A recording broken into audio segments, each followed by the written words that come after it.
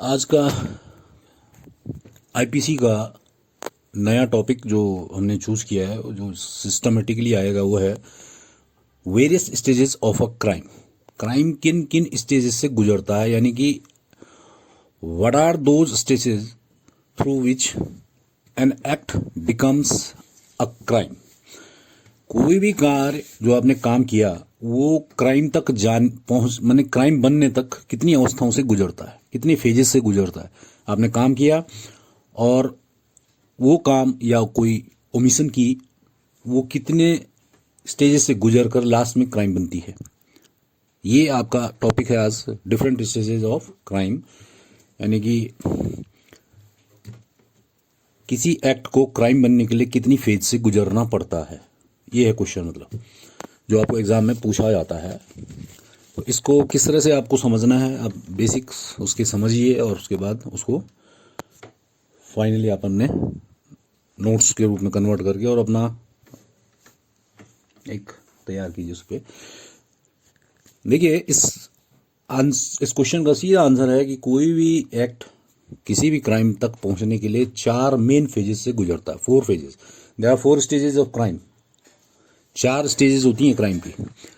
कहने को तो अगर हम जैसे कल पिछला लेक्चर में हम डिस्कस कर रहे थे कि मोटिव भी एक प्रकार का स्टार्टिंग होता है, मतलब बिना मोटिव के तो होगा ही नहीं। बट जब कोई आदमी उद्देश्य बनाएगा, लेकिन चूंकि मोटिव को क्राइम में इन्वॉल्व नहीं किया जाता है क्राइम कंसिडरेशन में, इसलिए हमने उसको अलग रख दिया है, क्योंकि मोटिव पर हम पिछले लेक्चर में डिस्कस कर चुके हैं।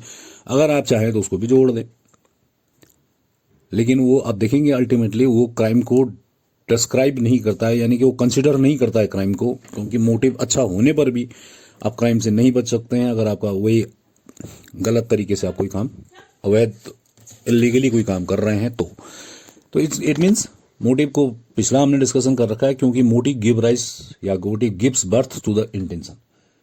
जब मोटिव होगा तभी इंटेंशन बनेगा, यानी कि जो इसकी फर्स्ट फेज है क्राइम की वो होती है कायदे से इंटेंशन ही मानी जाती है, क्योंकि इंटेंशनली ही कोई काम अगर किया गया हो तभी जाकर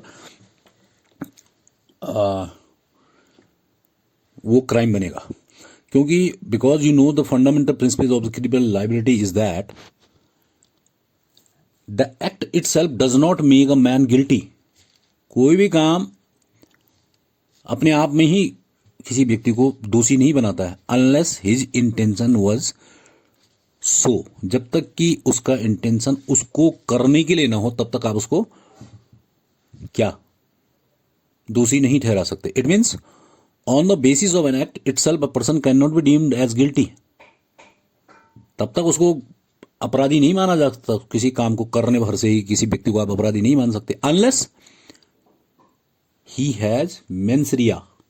जब तक कि उसको करने का उसका दुराशय न हो इन डूइंग सच एक्ट, जब तक कि उसका उस काम को करने का कोई इरादा दुराशय न हो, तब तक आप नहीं कह सकते कि वो काम। ये तो आपको जनरल प्रिंसिपल मालूम ही है, और इसके लिए हमने आपको पिछले लेक्चर में चर्चा भी की है कि ग्रीक मैक्सिम है, एक्टस नॉन फैसेट्रियम निसिस मेंस वाली, यानी कि जब तक मेंसरिया नहीं तब तक कोई भी काम क्राइम नहीं। लेकिन कुछ एक्सेप्शंस थे जब मेंसरिया की जरूरत नहीं पड़ती, उस पर भी हम डिस्कशन कर चुके हैं।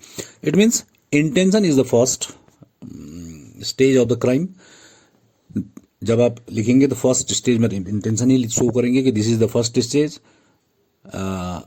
वन कल्प्रिट, यानी कि जब दोषी व्यक्ति फर्स्ट इंटरटेन्स द आइडिया, सबसे पहले वो आइडिया को इंटरटेन करता है अपने, जो उसके दिमाग में आते हैं। तो अगर हम देखें तो इंटरटेन करने के लिए आइडिया जो उसके दिमाग में आ रहे हैं वो आते कहाँ से, जैसे मोटिव से आते हैं ना। जब किसी चीज़ का उसका मोटिव होगा, लेकिन चूंकि मोटिव को क्राइम कंसिडरेशन में प्लेस नहीं दिया जाता है क्राइम डिटर्मिनेशन के लिए, तो इसलिए मोटिव को हम अलग रखते हैं या अलग पढ़ा नहीं जाता है क्राइम के स्टेजेस के साथ, इसलिए।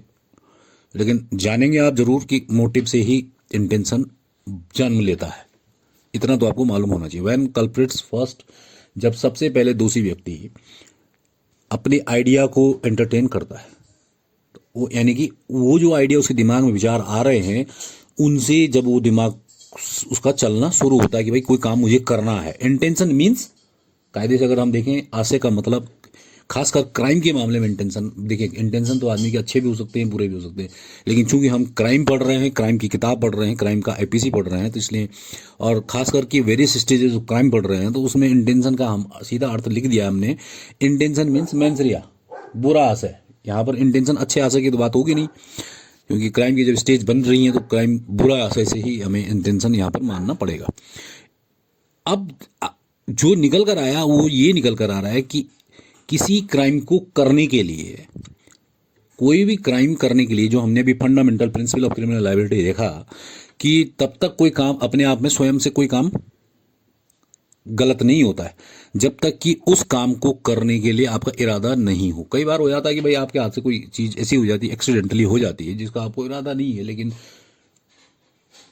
फिर भी वो चीज हो जाती है गलत, और वो जो चीज गलत हुई है वो कानूनन प्रोहिबिटेड थी, प्रतिबंधित थी, लेकिन हो गई।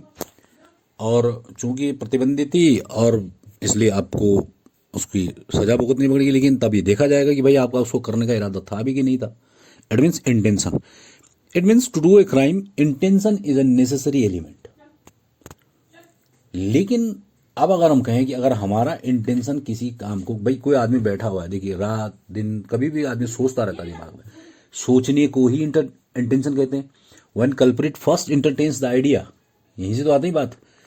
तो सोचने को ही इंटेंशन कहते हैं। इट मीन्स सोचता तो आदमी बहुत कुछ है दिमाग में, जब तक उस सोचे हुए के फर्दरेंस में, जो उसने सोचा हुआ है दिमाग में इंटेंशन है, जब तक उसके फर्दरेंस में वो कोई काम ना कर दे, तब तक तो कोई अपराध होगा भी नहीं। क्योंकि दिमाग में तो पता नहीं क्या क्या सोच रहा है आदमी कि मैंने ये करना था, मैंने ये उड़ा दूं, मैं किसी इस क्राइम को अंजाम दे दूं, ये कर दूं, इसमें फलां पे आग लगा दूं, फलाने में बम फोड़ दूं, तो सोचता रहता है आदमी सोचने भर से ही। It means if he did nothing in furtherance of that intention, यदि उसने उस सोचे हुए के अनुसार, बुरा उसने अगर दिमाग में सोचा, लेकिन सोचने के अनुसार उसने अगर कोई काम, उस बुरा जो उसने दिमाग में आइडिया बनाया उसके फर्दरेंस में यदि उसने कुछ काम नहीं किया, simply it is not a crime, ये भी क्राइम नहीं होगा। इट मीन्स इंटेंशन भले ही वेरियस स्टेज, फर्स्ट स्टेज है क्राइम की, लेकिन इंटेंशन एक स्टेज है।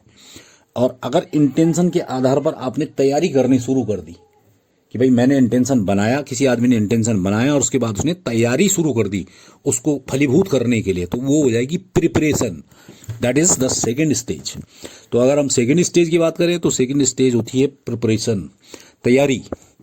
तो प्रिपरेशन की जहां तक बात है, अगर उसकी डिफाइन करना हो कि तैयारी कहते किसे हैं, तो तैयारी कहने का मतलब हुआ किसी चीज को एकत्रित करना, उनको फिर अरेंज करना, उन साधनों को, उन उपायों को अरेंज करना, पहले इकट्ठे करना, फिर उनको अरेंज करना कि भाई मुझे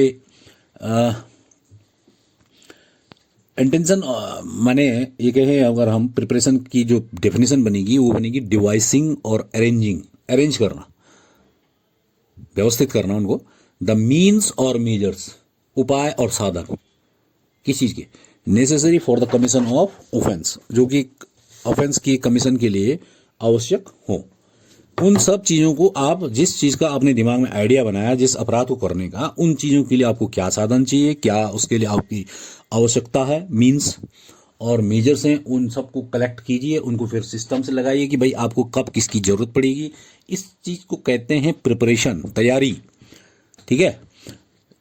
और अगर हम देखें, इफ अ पर्सन, सपोज इसको एक एग्जांपल से ले लेते हैं, if a person have intention to light fire in a dwelling house, यदि किसी व्यक्ति का किसी गृह स्थान पर, यानी कि जहां आदमी निवास करता है, ड्वेलिंग हाउस उसको कहते हैं, तो उसको क्या करना पड़ेगा। सबसे पहले आग लगाने के लिए तो दो चीजें तो जरूरी है। सबसे पहली चीज है आग, यानी कि माचिस या कोई भी चीज जिससे आग उत्पन्न होती है। Then he would collect the match box, और आग अच्छे से जले तो उसके लिए इन्फ्लेमेबल उसको आइटम लेने पड़ेंगे, लाइक पेट्रोल। तो पेट्रोल भी उसने रखा। तो ये जो है मैच बॉक्स और पेट्रोल की जो उसने तैयारी की, ये जो इनको कलेक्ट किया, ये तैयारी। ठीक है। इससे क्या होगा, he would be able to execute his act. ठीक। अब हमने रख तो लिया, तो क्या रखने भर से भी प्रिपरेशन, मैंने देखिए, किसी आदमी ने अपने पड़ोसी के ड्वेलिंग या अपने पड़ोस के किसी भी या पड़ोस कहीं की भी, चलो कोई भी ड्वेलिंग हाउस में उसने आग लगाने का मन में इंटेंशन बनाया। उस इंटेंशन की फर्दरेंस में उसने क्या किया, माचिस भी रख ली कि भाई ये जरूरी है, यानी कि प्रिपरेशन का पहला स्टेप। उसके लिए उसने कहा भाई आग अच्छे से जलनी चाहिए ताकि सही से उसका हो जाए जो वो चाह रहा है। तो उसके लिए उसने पेट्रोल भी खरीद लिया ताकि वो अपने काम को अंजाम दे सके।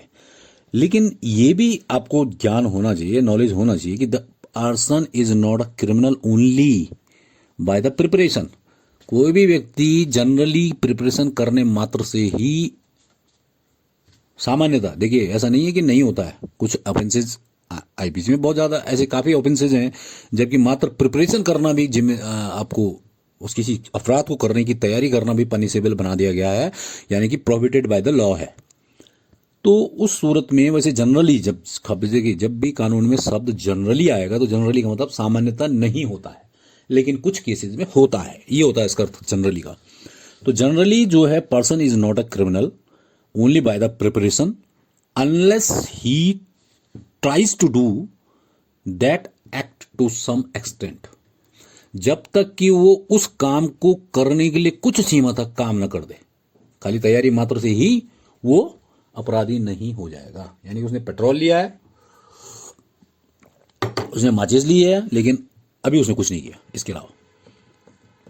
तो it means if a person keeps match box, petrol etcetera with him with the intention to set fire in the dwelling house, इस इरादे के साथ अगर उसने अपने साथ रखा हुआ है, he cannot be guilty until he burns the match sticks। जब तक कि उसने वो मैच स्टिक नहीं जलाई तब तक आप नहीं कह सकते कि वो आग लगा रहा का प्रयास कर रहा था।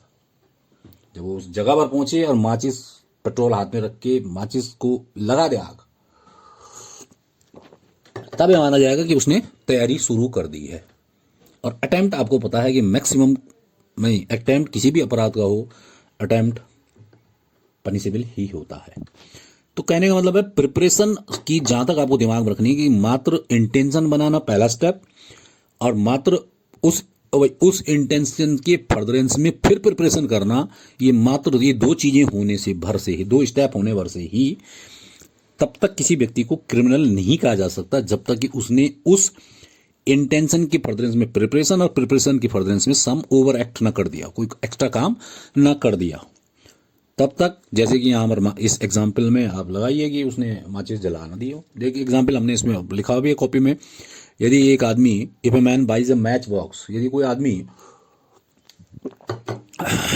कोई आदमी मैच बॉक्स को खरीदता है दुकान से, तो आप सिर्फ ये नहीं कह सकते कि भैया इसने मैच बॉक्स ले ली तो ये आग ही लगाने जा रहा है कहीं। आप उसको can not B convicted of the attempted arson. उसको आप आर्सन माने आगजनी बोलते हैं, आगजनी के लिए आप उसको आगजनी की प्रयास के लिए सीधा उसको दोषी नहीं ठहरा सकते क्योंकि उसने माचिस ही तो खरीदी अभी। जबकि तब भी आप उसको अटेम्प्टेड आर्सन के लिए दोषी नहीं बना सकते। However it is proved that he intended to set fire on a stick.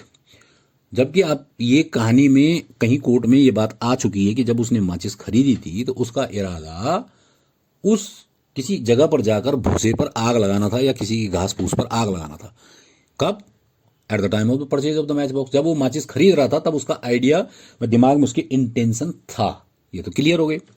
Intention भी था किसी भूसे के ढेर पर आग लगाने का, उसके लिए उसने माचिस भी खरीदी यानी कि प्रिपरेशन भी किया। इन दोनों के होने पर भर से ही आप उसको आगजनी के प्रयास का दोषी नहीं बना सकती अभी भी, चाहे ये बात प्रूव्ड है। दोनों बातें कि उसने माचिस इसलिए खरीदी थी कि उसको भूसे पर आग लगानी थी, ये सत्यापित हो गया कोर्ट में, प्रूव्ड हो गया, तब भी नहीं। और अगला एरो हमने लगाया कि nor can he be convicted for this offence, ना ही उसको आगजनी का दोषी बनाया जा सकता if he goes towards the stack. तभी भी आप उसको दोषी नहीं बनाएंगे कि वो भूसे की ढेर की तरफ चला गया था जेब में माचिस लिए हुए, तब भी नहीं। अभी भी देखिए माचिस उसकी जेब में है, भूसे की ढेर की तरफ वो चला गया। Now he can not B convicted, can not B convicted. अभी भी उसको आप आगजनी का दोषी नहीं ठहरा सकते। क्यों? क्योंकि अभी भी उसने कोई अटेम्प्ट नहीं किया है। इसने सिर्फ दो काम कर रखे, इंटेंशन था उसके पास, अभी भी प्रिपरेशन भी थी। लेकिन उस इंटेंशन और प्रिपरेशन के फर्दरेंस में कोई अभी उसने प्रयास नहीं किया। तीसरा स्टेप, लेकिन यदि वह उस भूसे के ढेर के बगल में झुकता है या मुड़ता है या बैठता है और अपनी जेब से माचिस निकालता है, लाइट्स द मैच, उसको जलाता है, एंड एक्सटिंग्विश इट, जलाया उसने और जलाने के बाद तुरंत बुझा दिया, ये सोचकर कि उसको कोई इस समय देख रहा है या कोई उसको नजर उसकी तरफ लगाए हुए, उसको ये आशंका हुई, उसने तुरंत से बुझा दिया। And he extinguish it on perceiving that he is being watched, ये सोचते हुए कि कोई उसको देख रहा है, उसने माचिस जलाई थी लेकिन ये सोचते हुए कि कोई उसको देख रहा है, उसने तुरंत बुझा दी। इस स्टेप के बाद वो अपराधी आगजनी के प्रयास का दोषी उसको कह सकते हैं, क्योंकि अब उसने स्टेप उठा दिया उस प्रिपरेशन के फर्दरेंस में। और बुझाया इसलिए था, देखिए अगर आग लगा देता तब तो सीधा दोषी हो जाता कमीशन का, चौथे स्टेप का, लेकिन अभी उसने लगाया, आग जलाई और तुरंत बुझा दिया, ये सोचते हुए कि कोई उसको देख रहा है। ठीक हो गया। ऐसी सूरत में क्या होगा, वो अटेम्प्ट ऑफ बर्न हेस्टेक, किसी भूसे पर आग लगाने के प्रयास का दोषी माना जाएगा। देख लिया आपने, माचिस खरीदने पर भी उसको ये क्लियर था कि इसका इंटेंशन है, ये प्रूव्ड था। उसने प्रिपरेशन के लिए माचिस भी खरीदी, ये भी प्रूव था, लेकिन तब तक उसका कोई अपराध नहीं था। वो भूसे के ढेर की तरफ भी गया, जेब में माचिस लगाया, जेब में माचिस रखे हुए, तब भी उसको आप अटेम्प्टेड आर्सन का दोषी नहीं मान सकते।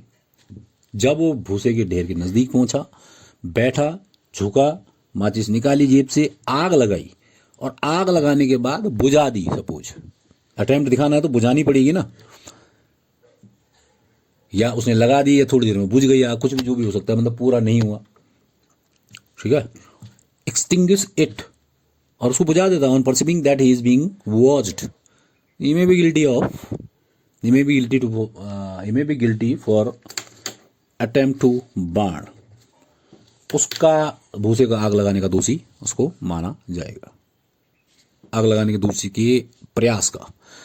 ठीक है ना, तो ये अब माना जाता है इसमें। इसका मतलब क्या हुआ, देखिए अब आप जब अभी तक जो हम निकल कर आ रहा है वो ये है कि इंटेंशन जब बनता है दिमाग में तो आदमी तैयारी के लिए क्या होता है, मोटिवेट होता है एक प्रकार से।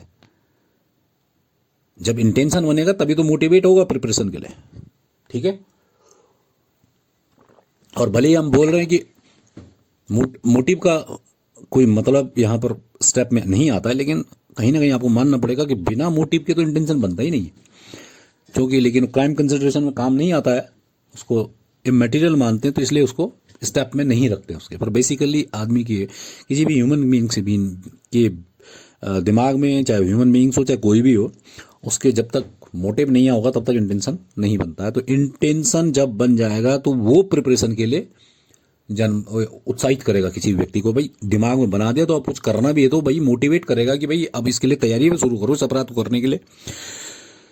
सीधे ही सी बात है कि कोई भी व्यक्ति सामान्यतः मात्र तैयारी करने भर से भी क्रिमिनल नहीं होता है, unless he tries to do that act, जब तक कि वो उस काम को करने का प्रयास ना करे तब तक मात्र तैयारी भर से ही सामान्यतः वो दोषी नहीं माना जाता। लेकिन आईपीसी में कुछ सेक्शंस या कुछ अपराध ऐसे भी वर्णित हैं, ऐसे भी अपराधों का हवाला है जहां की प्रिपरेशन को ही, मात्र प्रिपरेशन करने भरते ही, आपने प्रिपरेशन कर ली तो उसके लिए ही आप पनिशेबल होंगे, आपको दंड मिलेगा, आप पनिशेबल करे जाएंगे। जैसे कि प्रिपरेशन ऑफ वॉर आता है, उस पर हम चर्चा कर चुके हैं कि preparation of war against the government, against the country, और प्रिपरेशन फॉर डकैती 399, और अगर आप देखेंगे तो सेक्शन 126 एक्सेट्रा, इस तरह के कई प्रिपरेशन से संबंधित आईपीसी में हैं। इस तरह के सेक्शंस काउंटर फिटिंग से संबंधित भी होंगे, कॉइन से संबंधित उसमें भी। तो इस तरह की बातें हैं कि भाई प्रिपरेशन कुछ मामलों में तो पनिशेबल है, कुछ 4, 5, 6, 7, 8 जो भी होंगे, लेकिन मैक्सिमम मामलों में प्रिपरेशन मात्र पनिशेबल जनरली नहीं होती है जब तक कि आपने अटेम्प्ट नहीं किया। तो अब हम चलते हैं इसके थर्ड पोर्शन की तरफ, वो है अटेम्प्ट। अगर हम कहें कि व्हाट इज अटेम्प्ट, तो इसका आंसर है it is a question, mix question of law and fact, and it depends on the circumstances of a particular case. किसी भी अलग अलग केस के अलग अलग मामलों में अलग अलग तथ्यों को देखकर ही पता चलता है कि भैया इसमें अटेम्प्ट है या नहीं है। एक साथ कोई परिभाषा नहीं बनती है।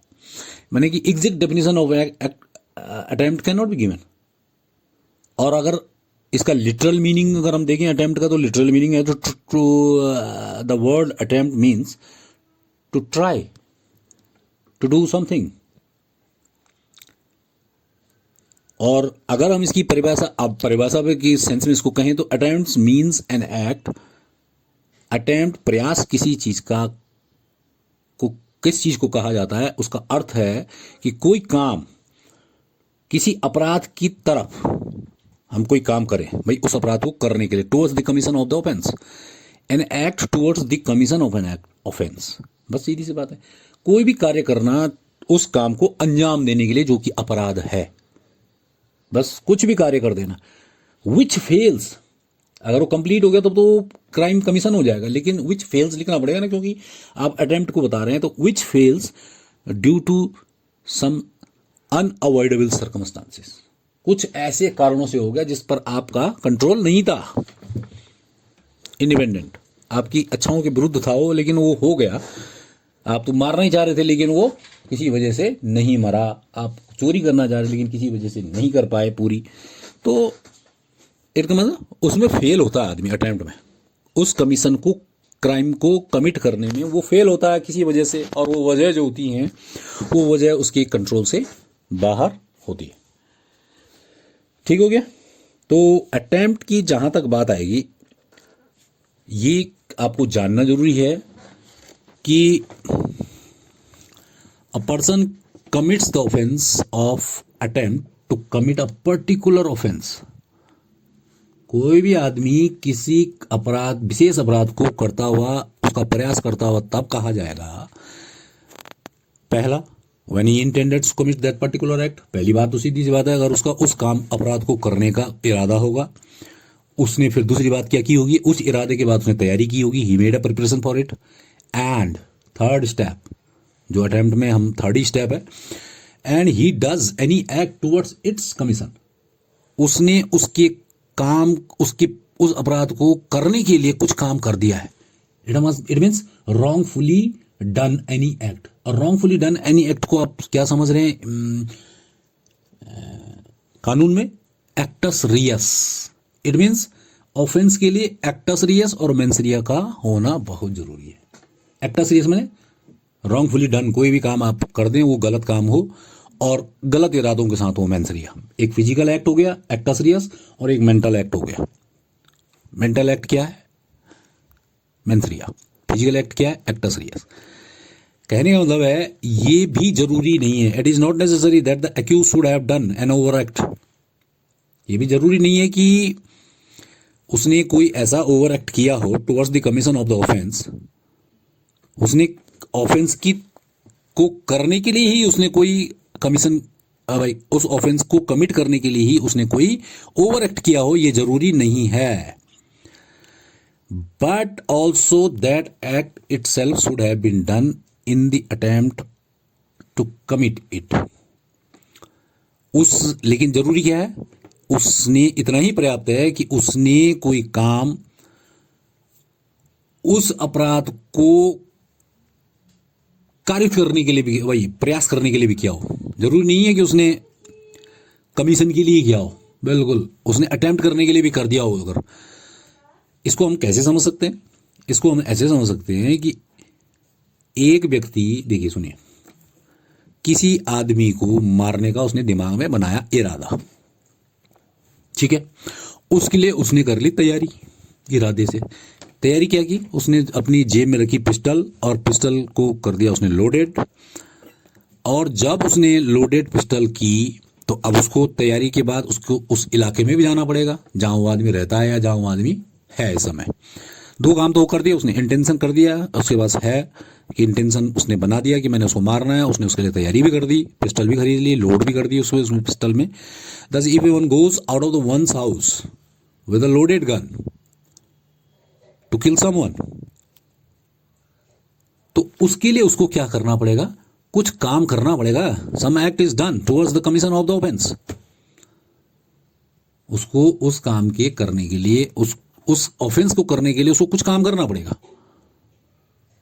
लेकिन अगर उसने कुछ काम नहीं किया, जेब में पिस्टल है, मात्र तैयारी भी है, पिस्टल भी है और जगह तक भी चला गया, but so long as no over act या ओवर्ट एक्ट बोलते हैं इसको, इज डन, जब तक कि वो कोई अतिरिक्त काम ना करे अभी इस अटेम्प्ट के लिए, it is impossible to hold him guilty. ये बहुत मुश्किल है कि उसको हम अपराधी घोषित कर दें. अभी कैसे किया जा सकता है? उसने अभी खरीदी है पिस्टल, वो इलाके तक गया, उसके घर के बाहर तक भी गया मानो सपोज, और उसने कुछ काम किया ही नहीं है अभी. सम एक्ट इज डन. तो कहने का मतलब है ये जरूरी नहीं है कि उसने बिल्कुल पिस्टल चला ही दी हो उसकी तरफ, आदमी की तरफ, ये जरूरी नहीं है. Towards the commission of the offence, ये जरूरी नहीं है उसने ओवर एक्ट किया हो. Towards the attempt to commit it, उसको करने की कोशिश की तरफ भी अगर उसने कुछ काम कर दिया हो, कोशिश की तरफ, ये नहीं कि उसने उधर ही कर दी हो. मैंने अगर उसने पिस्टल निकाल दी होती, उस पर निशाना साधना शुरू कर देता, तो वो अटेम्प्ट कहलाएगा, वो ओवर एक्ट हो जाएगा उसकी तरफ से. बीच में कोई आ गया अचानक बीच में, या हवा में किसी ने पीछे से हाथ उठा दिया, उसका गोली उसके ऊपर की हवाई फायर हो गई, तो इस तरह का कोई भी अगर एक्ट अटेम्प्ट करने की तरफ उसने अगर किया होगा तो वो अटेम्प्ट कहलाएगा. कहने का मतलब है जरूरी नहीं है कि आपको क्राइम ही कमिट करने के लिए कोई ओवर एक्ट करना है, आप उसके अटेम्प्ट की तरफ भी अगर ओवर एक्ट करेंगे, but also the act itself should have been done in the attempt of to commit it. किसी भी एक्ट को करते हैं आप उस अपराध को अटेम्प्ट करने की तरफ भी, तो वो भी पर्याप्त होगा कि आपने अटेम्प्ट किया है. ये जरूरी नहीं है कि आपने कमीशन की तरफ ही करना है, towards the commission of the offence, ये जरूरी नहीं है. आपने कुछ भी उसमें प्रयास किया, थोड़ा भी ओवर एक्ट किया, ठीक है. और ये भी जरूरी नहीं है कि अटेम्प्ट अगर हम कह रहे हैं तो निश्चित है कि it is not necessary that attempt should be succeeded. ये जरूरी नहीं है कि हर प्रयास सफल हो जाए. और भाई अगर हर प्रयास सफल हो जाएगा तो वो अटेम्प्ट कहाँ रहेगा, वो तो कमीशन हो जाएगा. फिर वो एक्ट का, वो आपकी जो क्राइम की चौथी फेज है, fourth phase, commission of the crime, यानी कि क्राइम इज कंप्लीटेड. जो आप चाह रहे थे उस रिजल्ट को आपने प्राप्त कर लिया, तो वो तो क्राइम हो गया, वो तो कमीशन हो गया. अगर आप फेल हो गए, उसको पूरा आपसे हो नहीं पाया, किन्हीं भी सर्कमस्टांसेस, किसी भी कारण से असफल हो गए आप, तभी तो प्रयास कहलाएगा. It means third step is attempt, और इट इज नॉट नेसेसरी, ये जरूरी नहीं है कि every attempt should be succeeded. If attempt is succeeded, यदि प्रयास सफल हो गया, then it becomes the crime, it becomes the crime. Fourth phase, it is the commission of the crime, ये कमीशन हो जाएगा. तो फोर्थ फेज जो आपकी आती है कमीशन ऑफ क्राइम, वो आपकी हो गई कमीशन, क्राइम की कमीशन, यानी कि जब क्राइम घटित हो गया. चौथी स्टेज होती है अपराध का घटित हो जाना, commission of the crime. If this attempt is succeeded, जो आपने प्रयास किया, यदि आपने प्रयास किया और वो सफल हो गया, तो ये अपराध घटित हो गया. It becomes the commission of the crime. Simply आपको यही लिखना है इसमें कि जब अपराध का जिसका प्रयास किया है वो सफल हो जाए, तो वो कमीशन बन जाता है. इस एग्जीक्यूशन ऑफ कमीशन तक पहुंचने के लिए अगर हम सिंपली एक ऐसा कोई एग्जाम्पल ले लें, तो ये 4 फेजें तो बड़ी कोई दिक्कत है नहीं मेरे हिसाब से. Intention, preparation, attempt and commission, ठीक है. अगर आपको और इलेबोरेटली करना है तो आप इसमें मोटिव भी स्टार्ट में रख सकते हैं कि भाई मोटिव इंटेंशन को जन्म देता है, जो हम कल चर्चा कर चुके हैं. और मोटिव अगर डायरेक्ट एविडेंसेस होंगे तो कंसिडरेशन में नहीं लिया जाता है, ये भी हम कल चर्चा कर चुके हैं. ये इमैटेरियल होता है, तभी अतात्विक होता है, इसकी कोई इंपॉर्टेंस नहीं होती है क्रिमिनल लॉ में. और अगर सर्कमस्टांशियल डायरेक्ट एविडेंसेस मौजूद नहीं है तो उस सूरत में इसको कंसिडरेशन के लिए इस्तेमाल किया जा सकता है. एक हम एग्जाम्पल के तौर पर अगर हम ले लेते हैं, देखिए किन्हीं फैक्ट्रीज में, या सपोज करके मान के चलिए किसी प्रीमाइसेस में, किसी चाहे प्रीमाइसेस आपका कुछ भी एजुकेशन इंस्टीट्यूट हो सकता है, या फैक्ट्री हो सकती है, या ट्रेनिंग इंस्टीट्यूट हो सकता है. वहाँ अगर कोई कुछ एम्प्लॉई अगर ये सोचे कि यार हमारे इस प्रीमाइस में या इंस्टीट्यूशन में कुछ ऐसी ऐसी बढ़िया छोटी छोटी चीज़ें हैं, बड़ी कीमती हैं, जिनको अगर हम चुपचाप से जेब में या कुछ करके या बाहर निकाल लें और उनको बेच दें अच्छे दामों पर, तो हमारी अच्छी इनकम हो सकती है। It means employee with a motive to earn money. Motive क्या बनाया उन्होंने कि हम पैसा कमाएं, और किसी से by selling the some articles of the institute where is employ, जहां वो एम्प्लॉय है। और उससे उसने क्या बना लिया, मोटिव बनाया पहले बेचने का, फिर उसने अपने दिमाग में इंटेंशन बना लिया कि मुझे क्या करना है, इसके लिए मुझे इसके लिए सामान बाहर निकालना है और उस सामान को बेचना है, मिस एप्रोप्रिएट करना है उस सामान का। मिस एप्रोप्रिएट माने दुर्विनियोग कहते हैं हिंदी में, विनियोग माने अच्छा विनियोग होता है, और जब दुर शब्द लग जाता है हिंदी में तो उसको बुरा ही कहते हैं। कभी भी दुर शब्द से अच्छा नहीं होता है, दुर्भावना, दुर कई चीजें दुर जब भी लगाएंगे आप, दुस्साहस, साहस का उल्टा, ऐसे ही दुर्विनियोग करने का उसने अपने दिमाग में आइडिया बना लिया, यानी कि इंटेंशन बना लिया। तो ये जब मोटिव और मोटिव के साथ उसने इंटेंशन बना लिया कि मैंने ये काम करना है, ये कौन सा स्टेप हो गया, ये पहला स्टेप हो गया। This is the first step of the crime. अब इस फर्स्ट स्टेप से ही क्या आप उसको क्रिमिनल बना दे मान देंगे? नहीं, अभी नहीं। He is not a criminal, क्योंकि उसने भी क्राइम किया ही नहीं है, खाली दिमाग में आइडिया बनाया। और हम पहले डिस्कस कर चुके हैं कि इंटेंशन मात्र बना देने से ही, if anybody did nothing in furtherance of that intention, it is not a crime, वो क्राइम नहीं होता है।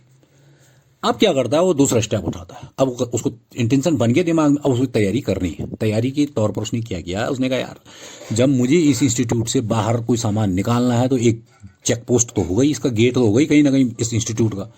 उस इंस्टीट्यूट से गेट पर तलाशी होती है या कुछ ऐसे इंस्ट्रूमेंट लगे हैं जहाँ की वो पकड़ा जा सकता है। तो उसने क्या किया, उसने कहा यार पैसे का लालच देकर कर मैं इस गार्ड को जो ड्यूटी पर रहता है इसको ही अपने साथ मिला लूँ, तैयार कर लूँ कि ताकि ये मुझे सामान बाहर निकालने में दिक्कत ना करे।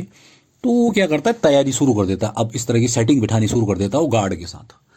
तो जब उसने गार्ड के साथ सेटिंग बिठानी शुरू की, and then he agrees him to take the good out from the institute, this is the preparation.